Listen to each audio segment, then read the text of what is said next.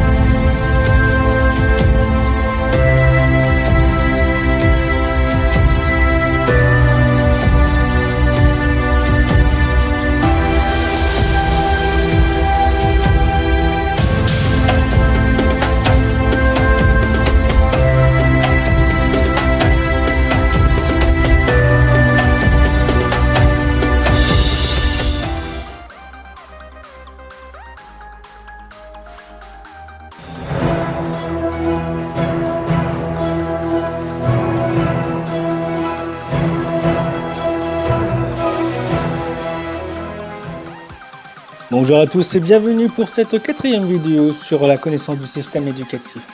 Aujourd'hui, nous allons nous focaliser sur les différentes discriminations présentes à l'école et les moyens pour les combattre. Il faut savoir que toutes les formes de discrimination entravent vraiment le principe républicain d'égalité, car elles constituent une inégalité de traitement basée sur une intention de nuire. Elles sont également contraires au principe de laïcité, car celui-ci ne nie pas les différences personnelles, mais bien au contraire affirme des valeurs communes au-delà de l'appartenance particulière. Il existe de nos jours 4 grands types de discrimination à l'école que nous allons voir par la suite, principalement les conséquences de ces discriminations. En ce qui concerne le handicap, il peut y avoir une stigmatisation de l'élève en situation de handicap lors de certaines activités, exemple les sorties scolaires ou des pratiques sportives. Ce qu'on veut dire par là, c'est que l'enfant peut se sentir exclu d'une activité, ne pouvant pas participer à un atelier avec ses camarades.